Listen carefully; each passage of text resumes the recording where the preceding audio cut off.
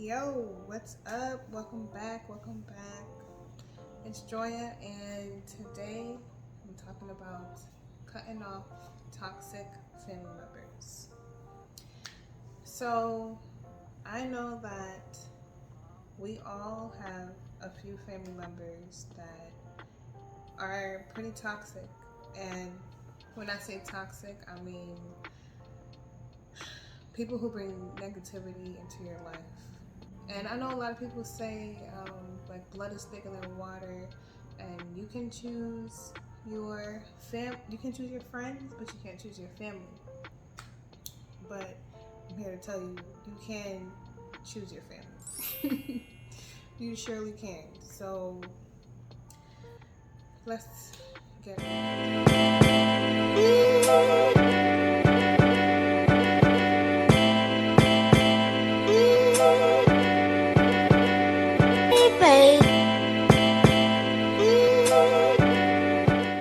So I grew up in a very close family.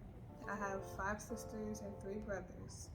And then on my mom's side, I think I have maybe 8 or 9 aunts and uncles, and then about the same on my dad's side.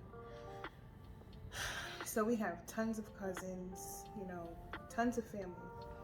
And we were always raised to believe that, all you have is your family. And I am a first generation American, so my family made sure to,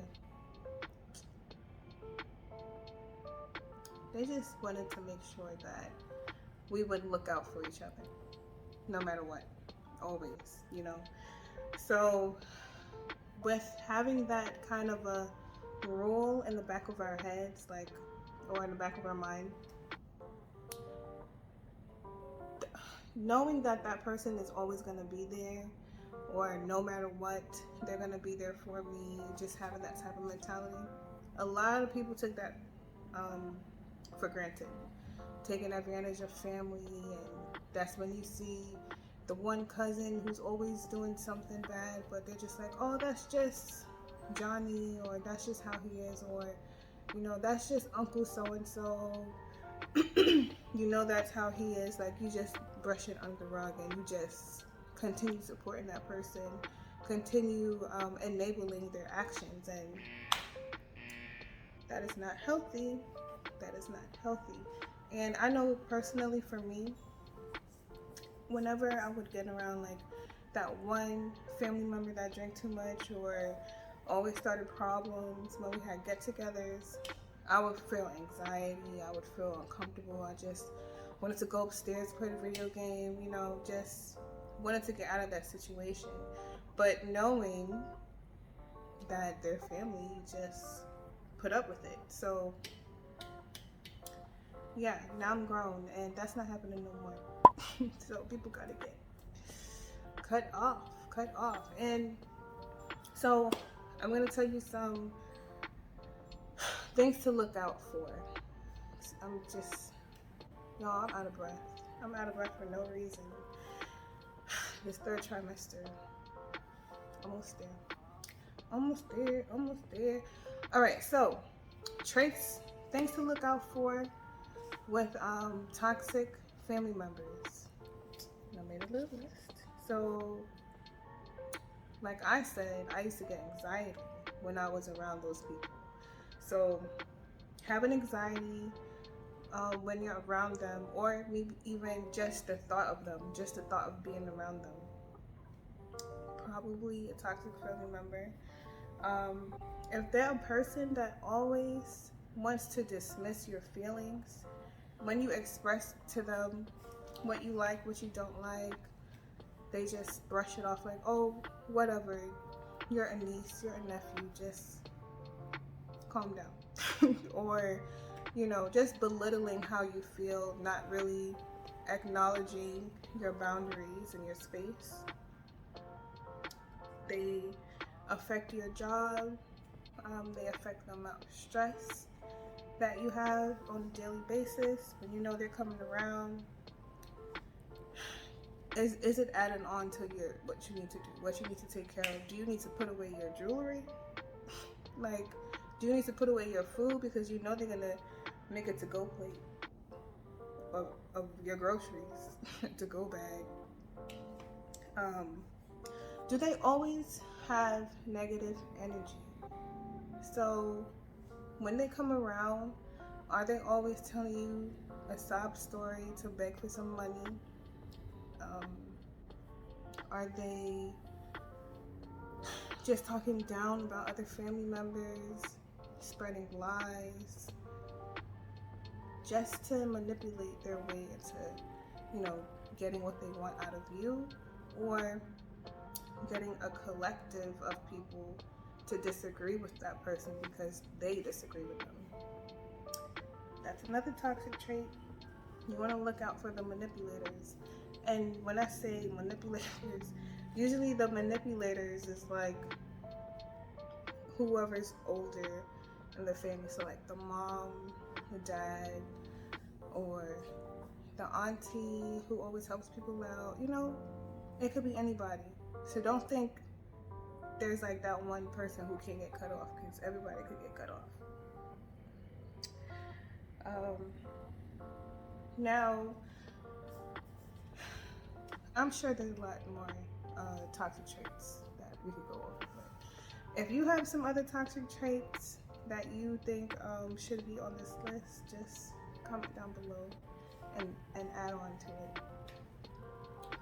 So different ways you can start to, I guess, separate yourself from them would be, I would say the first thing is creating some space between you and that family member.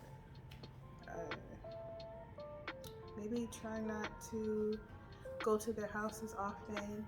Try not to have them come to your house as often. Just lessen the contact and see how you feel.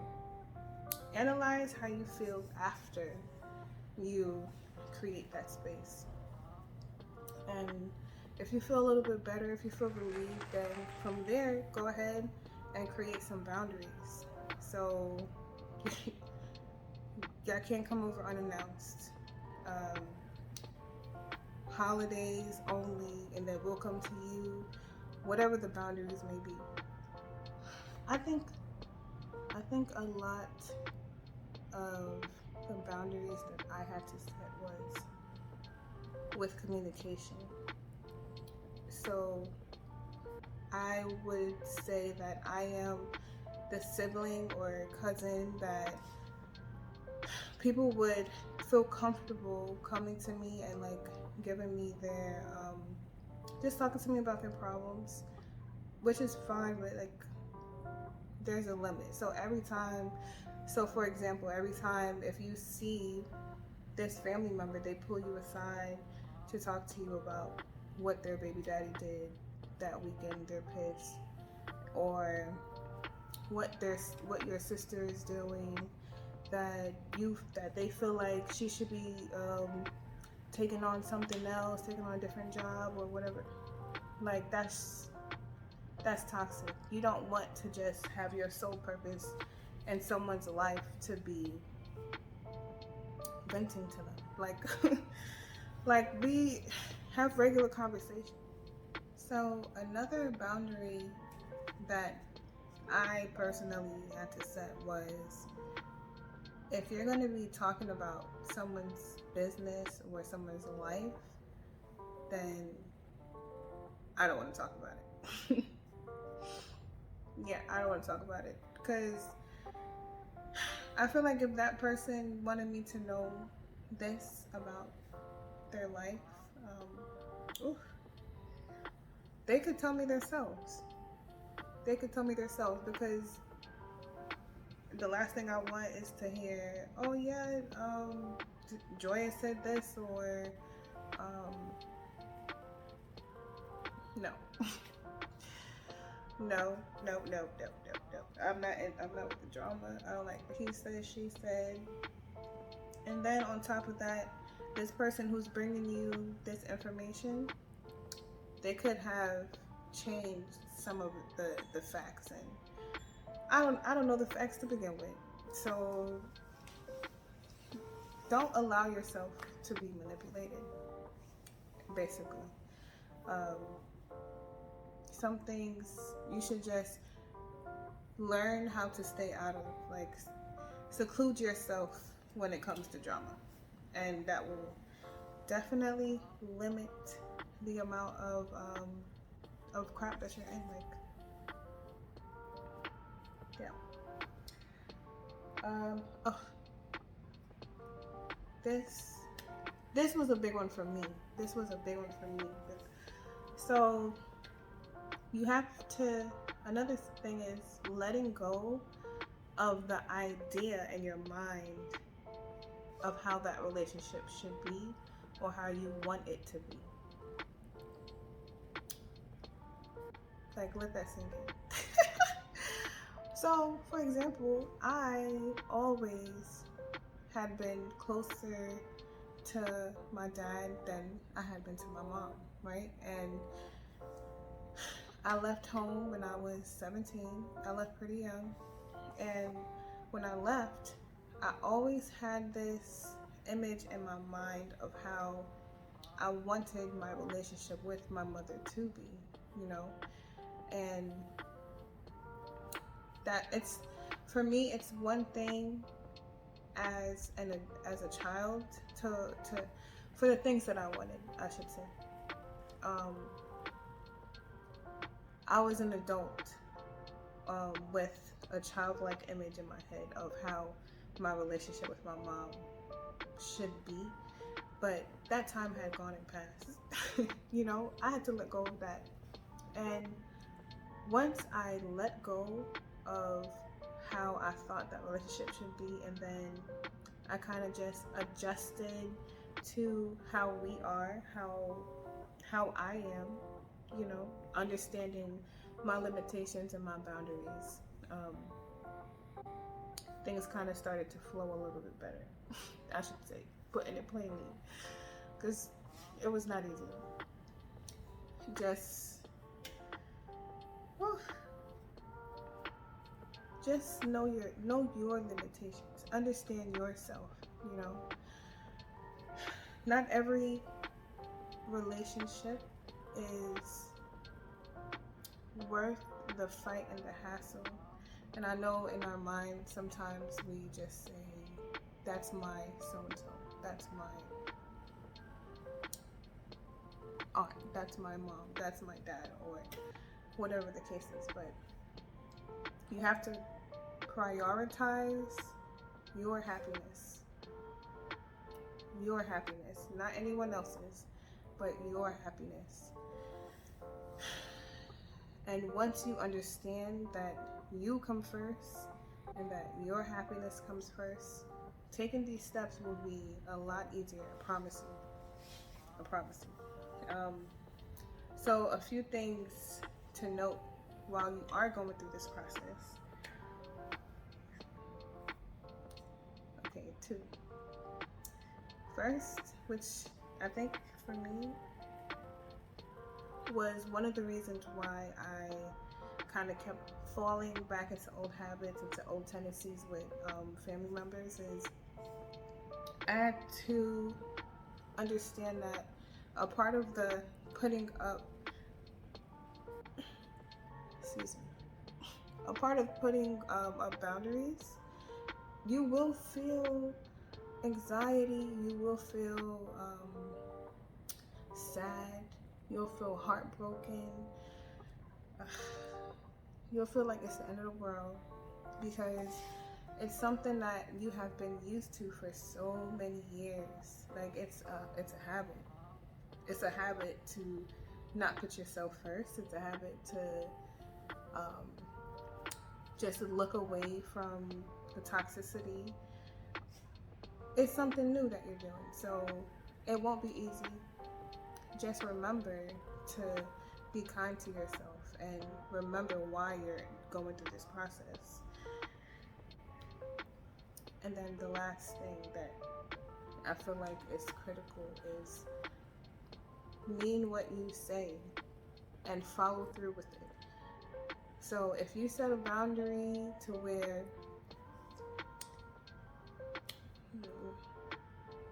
you'll only let's say you only want to talk to this person on the weekend, but it's Thursday and this person has blown up your phone. They already called you 24 times for the week, and you're just like, oh my God, what if it's important? If it's important, they would have sent you a text. They would have sent you a voicemail, or a voice note if you use WhatsApp, whatever the case is. Like, stick to your boundaries. Don't just let it slide for this person, then let it slide for that person. Then next thing you know, you're gonna be back to square one. It's gonna be happening all over again. So you definitely do not want that. Overall,